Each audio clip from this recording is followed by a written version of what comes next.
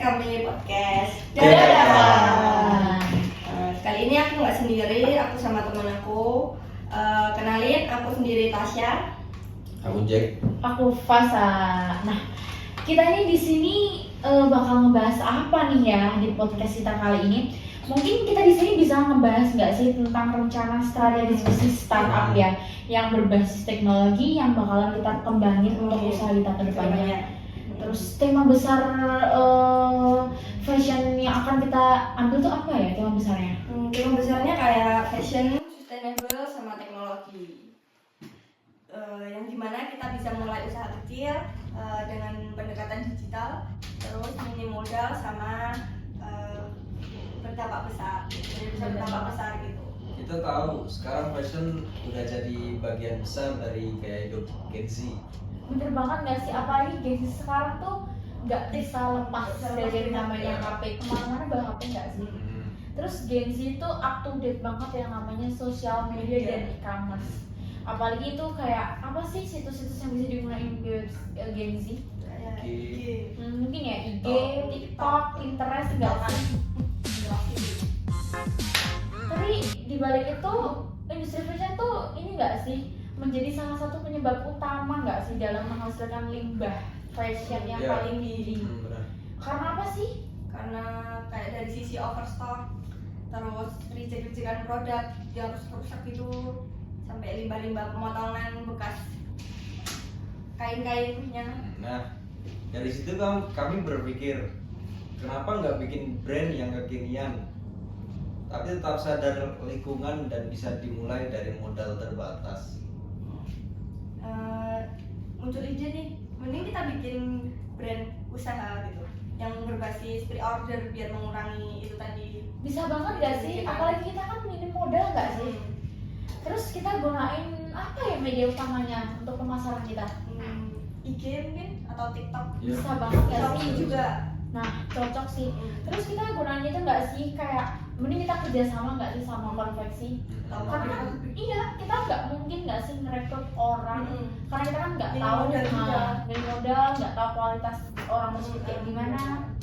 Terus kita sendiri ini nggak sih bisa sendiri. Nah, Kita cari di Pinterest mungkin ya lagi trending sekarang, kayak terus lihat di TikTok. Nah, bener banget. Terus kita bisa banget nih cari-cari, beli dulu kan meteran yang mungkin cocok gak sih?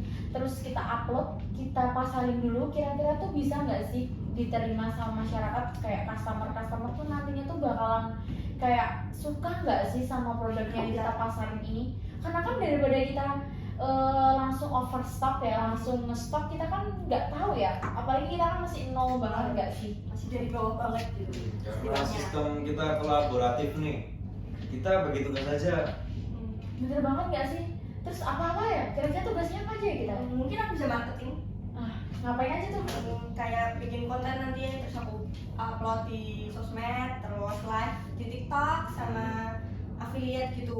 Mungkin sih, aku bisa sih bagian produksi sama desain. Nanti aku yang bantu-bantu cari ide, gambar desainnya, beli bahan untuk produksian. Terus ini ngecek-ngecek di quality control. Terus kalau kamu apa sih?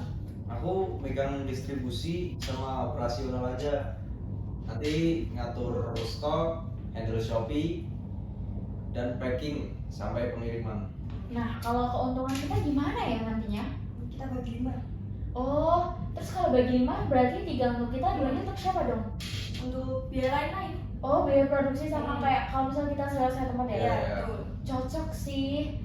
Terus mending ini aja, kita gunain senjata utama kita tuh sebagai sarana utama nggak sih? Karena tuh kalau misalkan kita kayak buka toko, kayak masarin secara langsung tuh kadang orang-orang tuh apa ya, belum tentu mengenal produk kita. Iya nggak sih? Orang-orang tuh pasti terpacu dengan merek nggak sih? Mungkin kita bisa gunain dari posting konten di Instagram, terus ngikutin challenge TikTok, ya nggak sih? Terus gunain ini sarana utama yang ada di live TikTok. Itu bisa banget sih buat brand kita tuh biar terkenal. Nah, Ya, untuk awal kami tidak langsung stok banyak.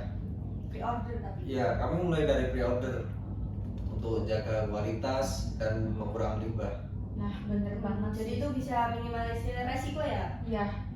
Terus kita juga ini nggak sih meminimalkan pesanan aja. Jadi tuh biar apa ya, produk kita tuh limit gitu loh. Jadi bukan produk yang itu terus, tapi kita tuh berkembang dan berkala. Biar produk kita tuh terus kolaboratif dan meningkat setiap eventnya, setiap tahunnya, setiap bulannya enggak sih. Nah terus untuk sisa-sisa kainnya kita gunain apa ya? Jadi gift aja gak sih, kayak dibikin scrunchie itu sisa-sisa kain. Cocok banget gak sih? Gunain ini aja gak sih? Ini kita gunain ini aja, sisa-sisanya kita buat limbah pouch. Pasti kan nggak bakal dibuang. Itu masih berguna nanti. Nah, bisa dipakai lagi. itu mungkin bisa jadiin ini ya, salah satu kita terapin nilai utama dari brand kita, sustainable fashion nggak sih? Terus juga itu bisa mengurangi limbah. Nanti kita kasih ke customer yang udah beli produk di kita gitu, sebagai gift, bentuk apresiasi kita gitu. Bener banget. Kita tuh kalau beli produk tuh nggak harus yang boros, tapi justru tuh bisa menjadi alat dan edukasi nggak sih? Kayak ya tadi mendaur ulang kan. Terus untuk produk yang reject kita gimanain ya? Kita ikut bazar. Bazar mungkin ya. Oh berarti kita kumpulin dulu atau gimana nih?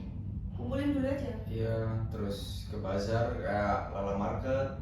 Oh kita jual lagi ya kayak di Lala Market, Hijab Fest. Terus kita nanti jualnya gimana ya? Nggak mungkin kan kita jual dengan harga yang sama? Kita kasih harga beda dong, kan itu kan kayak reject. Oh, ada kurangnya gitu. oh mungkin ini nggak sih bisa jadi sarana utama kita selain untuk kayak menjual kembali barang-barang supaya nggak overload stok, kita juga bisa ini gunain sarana utama untuk bazar itu tuh biar apa sih? Biar orang-orang terkenal. kenalin produk Iya, kita. Terus bisa ngerasain Ya semakin grow up, semakin kualitas ini. produk kita. Bener banget sih.